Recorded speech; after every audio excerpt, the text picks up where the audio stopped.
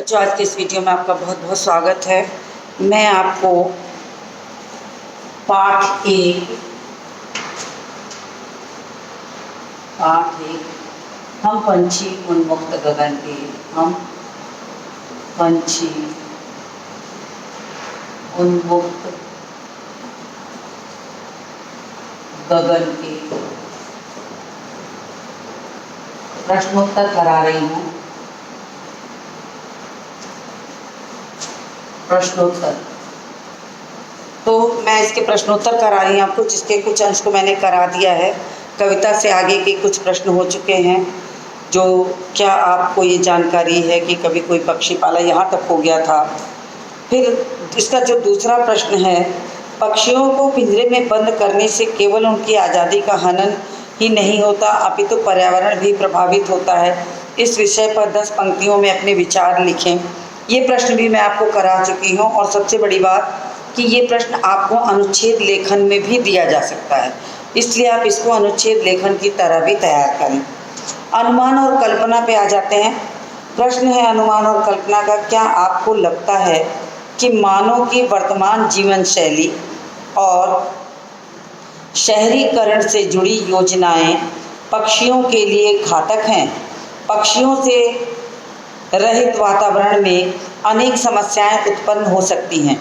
इन समस्याओं से बचने के लिए हमें क्या क्या करना चाहिए?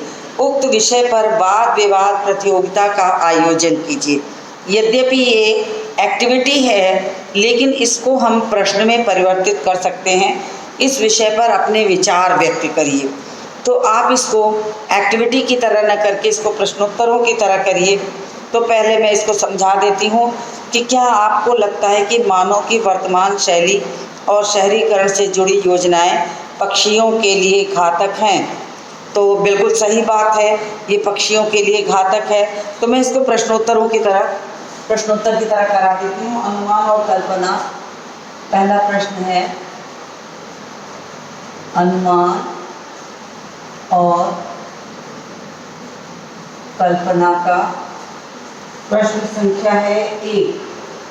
प्रश्न संख्या 1 है, क्या आपको, मैंने थोड़ा सा हिंट लिख दे रही हूँ, क्या आपको, ये प्रश्न मैं हिंट करके छोड़ दे रही। अब मैं सीधे उत्तर पर आ जाती हूँ। उत्तर नंबर 1। अब उत्तर नंबर 1 में है, हाँ इसमें कोई शक नहीं है, हाँ इसमें कोई शक नहीं है, हाँ इसमें कोई शक नहीं है कि मानव की वर्तमान जीवन शैली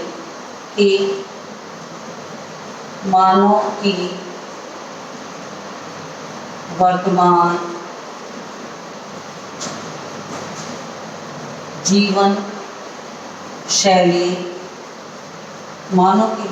जीवन शैली और शहरीकरण से जुड़ी योजनाएं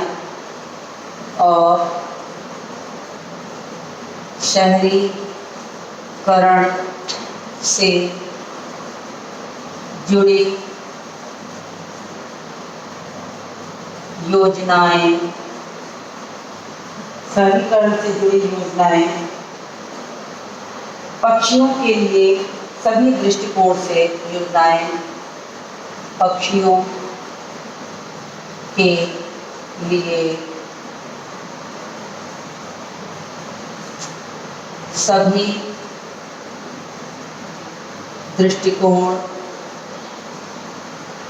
के लिए सभी दृष्टिकोण से घातक हैं, यानी नुकसानदायक हैं, घातक हैं। अंधाधुंध शहरीकरण के कारण अंधाधुंध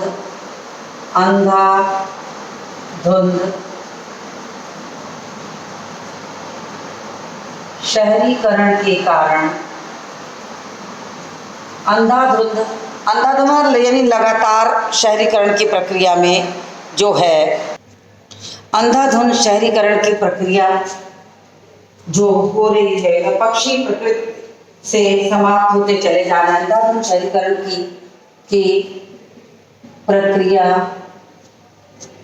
के कारण पक्षी समाप्त होते चले जा रहे हैं। पक्षी समाप्त होते चले जा रहे हैं। बड़ी संख्या में पेड़ काटे जा रहे हैं।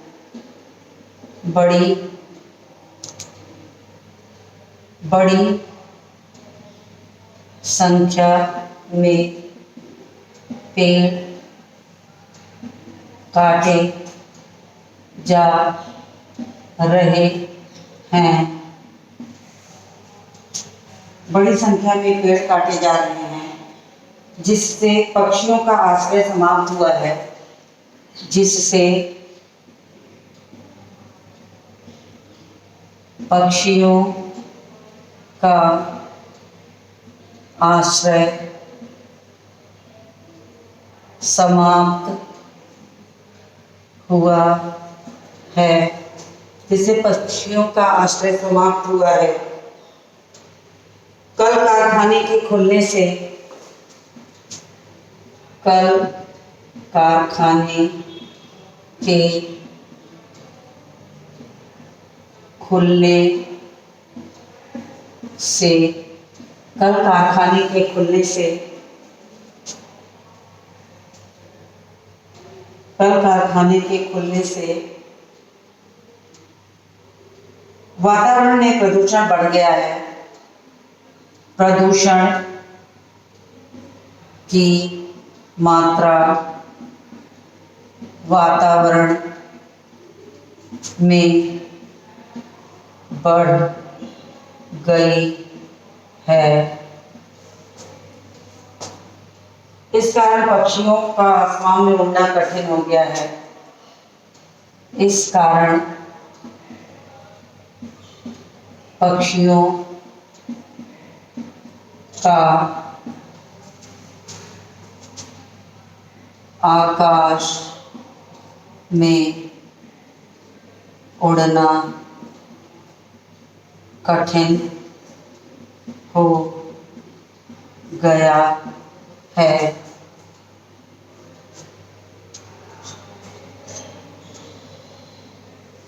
क्योंकि आश्रय समाप्त होने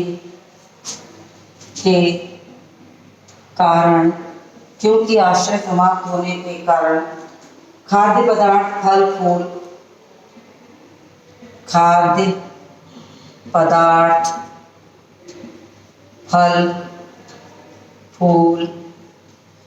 पदार्थ फल फूल उन्हें नहीं मिल पाते। उन्हें भरपूर नहीं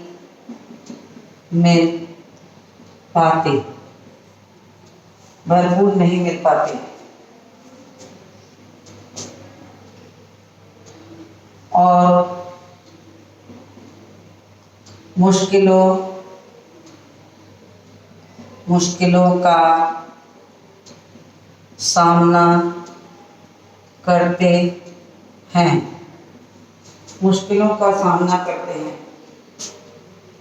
पर्यावरण संतुलित नहीं रहेगा यदि पर्यावरण संतुलित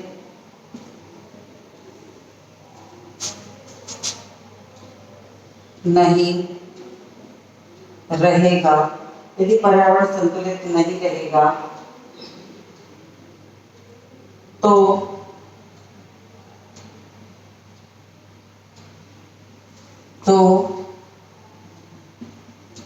मानव जीवन पर इसका गहरा असर पड़ेगा।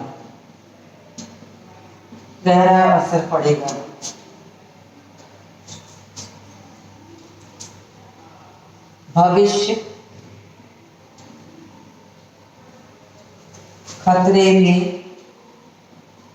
खतरे में पड़ सकता है।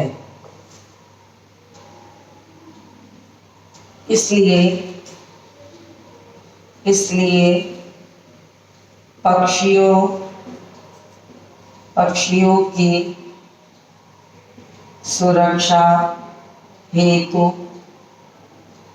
वृक्षों को अब आपको दिखाई नहीं देगा, इससे अच्छा आप इसका स्क्रीनशॉट ले लीजिए, मैं ऊपर लिखूंगी। संभवतः आपने इसका स्क्रीनशॉट ले लिया होगा, तो मैं ऊपर लिखती हूँ।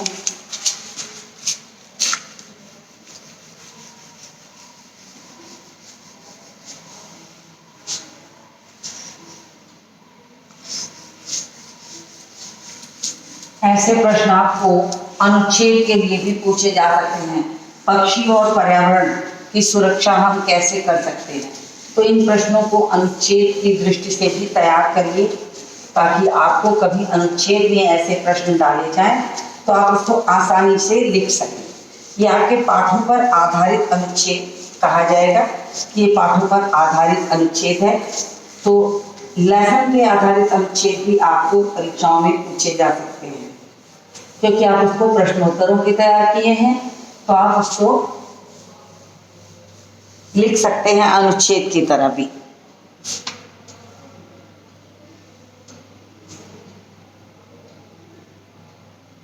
पक्षियों के लिए जलाशय के साथ साथ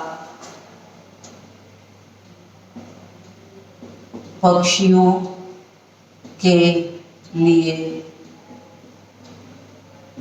जलाशय के साथ साथ पक्षियों के लिए जलाशय के साथ साथ बाग बगीचे भी लगाने चाहिए। बाग बगीचे भी लगाने चाहिए। पिंजरों में पक्षियों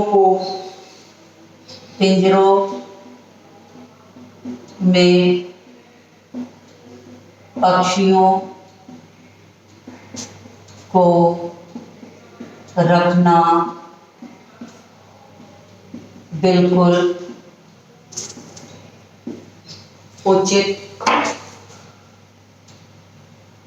उचित नहीं है।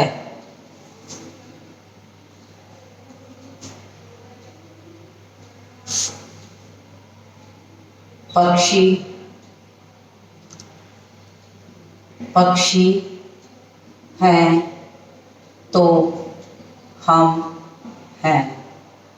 ये आप लास्ट में मैंने जो जोड़ दिया है वो इस कारण से कि आपको अनुच्छेद में ऐसे ही विषय देकर लिखा जाएगा, तो आप इसको अनुच्छेद की तरह लिखेंगे। तो ये मैंने आपको समझा दिया और साथ ही लिखवा भी दिया, और ये भी बता दिया कि ये आपको अनुच्छेद की तरह कैसे आएगा। अब इसका जो दूसरा प्रश्न है, यदि आपके घर के किसी स्थान पर किसी पक्षी ने अपना आवास बनाया है और किसी कारण आपको अपना घर बदलना पड़ रहा है, तो आप उस पक्षी के लिए किस तरह के प्रबंध करना आवश्यक समझेंगे। अब ये आपके अनुमान और कल्पना पर आधारित है, लेकिन फिर भी मैं इसको करवा रही हूँ। तो दूसरा प्रश्न है, इसका जो दूसरा प्रश्न है उत्तर नंबर 2, आप इसको प्रश्न को अपनी कॉपी में लिख लीजिए, बुक से, अपनी पुस्तक से। तो यदि उत्तर लिखिए, यदि हमारे घर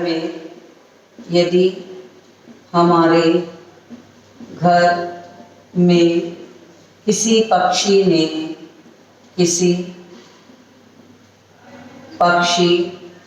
ने अपना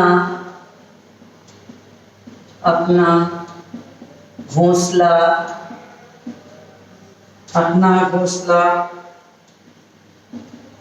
बनाया हो और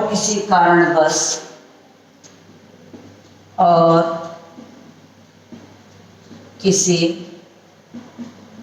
कारणवश और किसी कारणवश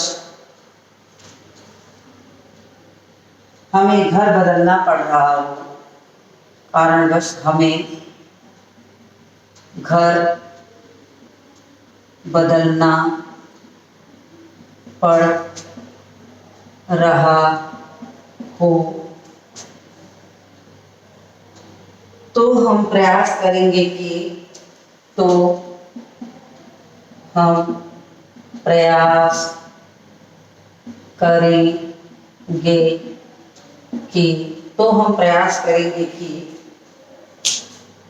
जब तक घोंसलों में रखे अंडों से जब तक घोंसलों में रखे अंडों से बच्चे न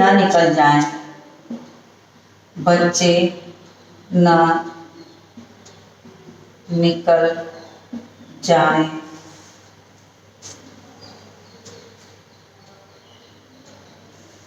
और पक्षी उन्हें उड़ना न सिखा ले, तब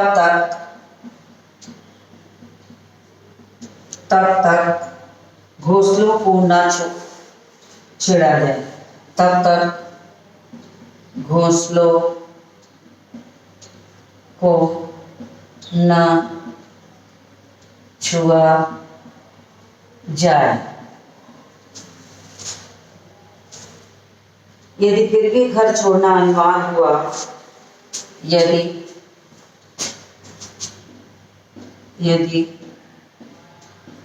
फिर भी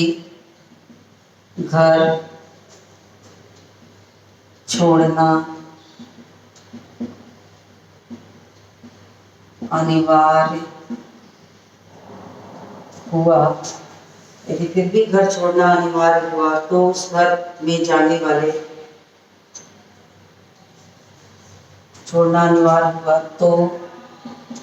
उस घर में रहने वाले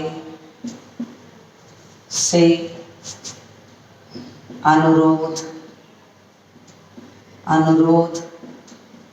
करेंगे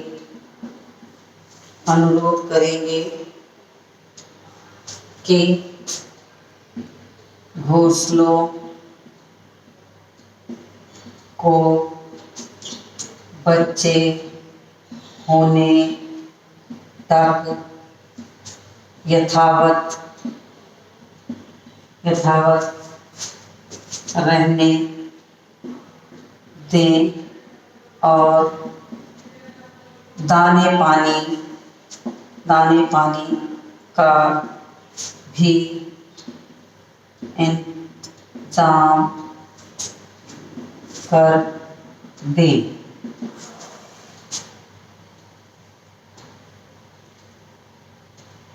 तो इस तरह के प्रश्न का उत्तर ऐसे लिखा जाता है, जो आपने कर लिया होगा। आप इसका स्क्रीनशॉट लीजिए, फिर मैं इसको रब करूंगी और भाषा के प्रश्न कराऊंगी। अब मैं भाषा के प्रश्नों पे आती हूँ, आप इसका स्क्रीनशॉट ले लीजिए। उम्मीद है आपने इसका स्क्रीनशॉट ले लिया होगा। तो मैं भाषा के प्रश्न कराऊंगी।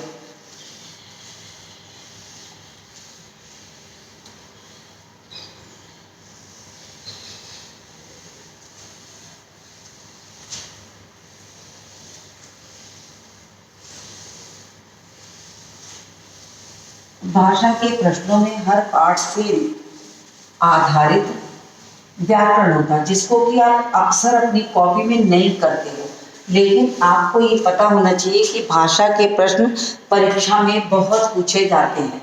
तो आपको उन प्रश्नों को अपनी कॉपियों पर भी करना चाहिए। बहुत बार चेकिंग के दौरान मैंने देखा है कि भाषा के प्रश्न आप बिल्कुल नहीं करते हैं, लेकिन ऐसा नहीं होना चाहिए। कि भाषा व्याकरण की चीज़ें इसमें होती हैं, तो वो आपको पता होना चाहिए। भाषा के प्रश्न की बात करते हैं तो पहला प्रश्न है जिसमें दिया है, जो मैं पढ़ रही हूँ, स्वर्ण श्रृंखला लाल किरण से में रेखांकित शब्द गुणवाचक विशेषण है। कविता से ढूंढकर इस प्रकार के 3 और उदाहरण लिखें।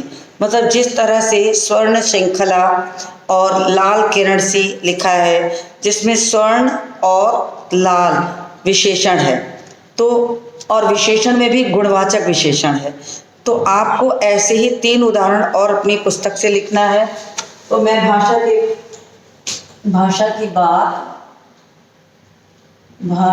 की बात हेडिंग डाल देती हूँ और पहला प्रश्न इसका कर देती हूँ, प्रश्न संख्या 1। इसमें जो प्रश्न बनाया जाएगा वो है गुणवाचक विशेषण के 3 उदाहरण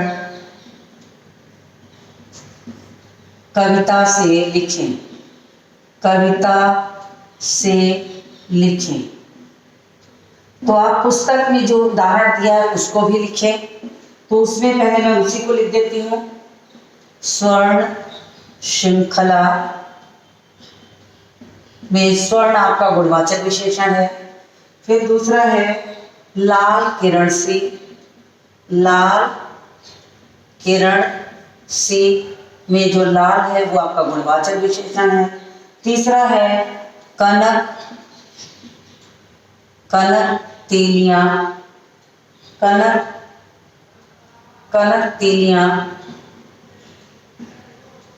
तीलियों में कनक आपका गुणवाचक विशेषण है। चौथा हो गया कटुक निबोरी, इसमें कटुक आपका है। और 5वां हो गया तारक अनार के दाने। तो ये आपके तारक शब्द हो गया। अब गुणवाचक विशेषण किसे कहते हैं पहले वो समझा दूं।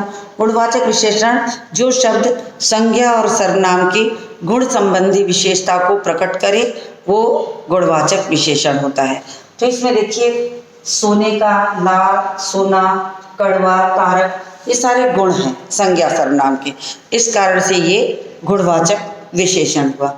इसके बाद का जो दूसरा प्रश्न है वो प्रश्न है कि भूखे प्यासे में द्वंद्व समास है। तो बच्चों पहले मैं आपको बता दूं कि द्वंद्व समास किसे कहते हैं। द्वंद्व समास मतलब, समास का मतलब होता है पदों का मेल। जहाँ हम पदों का मेल कहते हैं, जैसे हम कहते हैं राजा का कुमार, तो हम उसको पद के मेल करके कहते हैं राजकुमार। अब इस तरह से जो समास के भेद होते हैं, उन 6 भेदों में से एक भेद होता है द्वंद्व समास, जिसकी परिभाषा होती है कि जो शब्द होते हैं उनके बीच में और लगा होता है। जैसे हम आपको कहीं कहीं किताबों में आप देखते हैं कि माता और पिता, भाई और बहन। अब हम लिखते समय लिख देते हैं माता पिता, भाई बहन, अमीर गरीब, लाल काला, इसके बीच में हम और नहीं लिखते।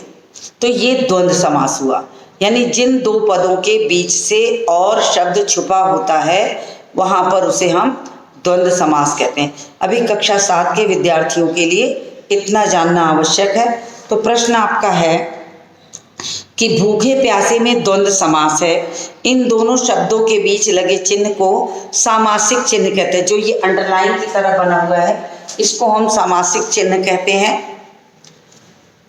तो चिन्ह कहते हैं इन चिन्ह से और का संकेत हो, मतलब ये चिन्ह जो लगा था और की जगह हम एक योजक चिन्ह लगाते हैं। जैसे भूखे प्यासे को अगर हम विग्रह करके समझाएं तो क्या कहेंगे, भूखे और प्यासे, ये और छिपाने के लिए हम एक वहाँ पर डैश का प्रयोग करते हैं। अब आपको दिया इस प्रकार के 10 अन्य उदाहरण खोज कर लिखे, यानी आपको 10 अन्य उदाहरण अपने मन से आपको लिखना है।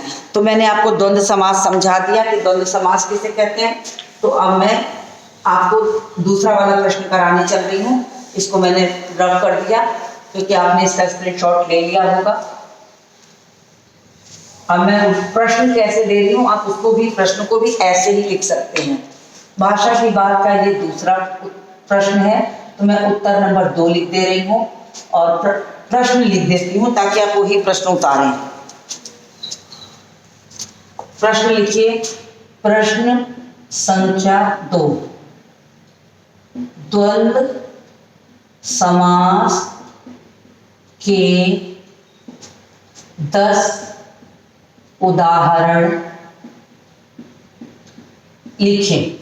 ये आपका प्रश्न है, परीक्षा में आएगा तो आपको लिखा जाएगा कि द्वंद्व समास के 2 उदाहरण लिखें। तो प्रश्न आपको कैसे आएगा वो समझा दिया मैंने, तो उत्तर लिखते हैं इसको। उत्तर में मैं विग्रह भी करूंगी ताकि आपको द्वंद्व समास समझ में आ जाए। तो मैं लिख रही हूँ अब द्वंद्व समास आपके लिए, तो आप उसको द्वंद्व समास का उदाहरण लिखिए। जैसे माता पिता, अब ये देखिए इसका विग्रह करेंगे तो लिखेंगे क्या, माता और पिता। इस और को छिपाने के लिए यहाँ पर एक डैश लगा है, यही द्वंद्व समास है, इसी को द्वंद्व समास कहते हैं। अब देखिए इसका हो गया एक उदाहरण। अब दूसरा मैं यहाँ पर डॉट लगा देती हूँ। दूसरा देखिए, दाल रोटी। अब क्या लिखेंगे, दाल और रोटी। आप अपने मन से भी कर सकते हैं, जो मैंने समझाया उसको भी लिख सकते हैं। अमीर गरीब, कैसे लिखेंगे, अमीर और गरीब। फिर काला सफेद, काला और सफेद, यानी आप जो 2 शब्द हैं उसके बीच में योजक लगा होगा और उसमें लिख सकते हैं। फिर और भी कुछ शब्द मैं आपको लिख देती हूँ, आप उसको भी लिखिए। फिर सुख दुख, फिर आप तब तक अपने आप विग्रह करिए। सुबह शाम, पाप पुण्य, राम सीता, दूध दही,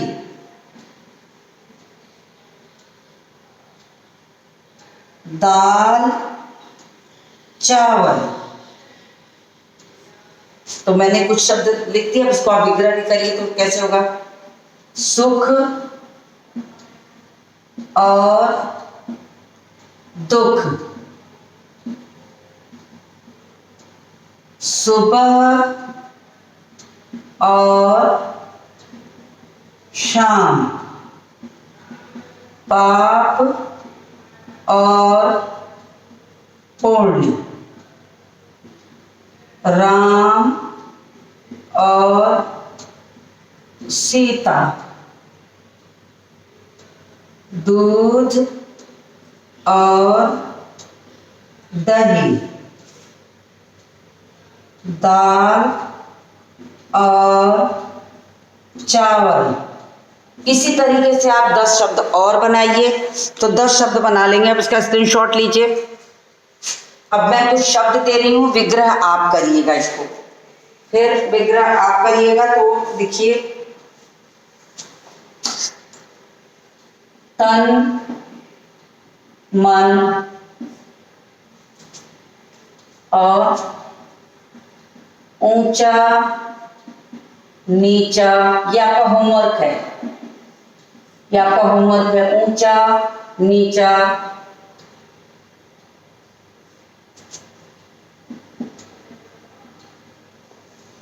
ऊंचा नीचा। फिर हो सकता है अन्न जल,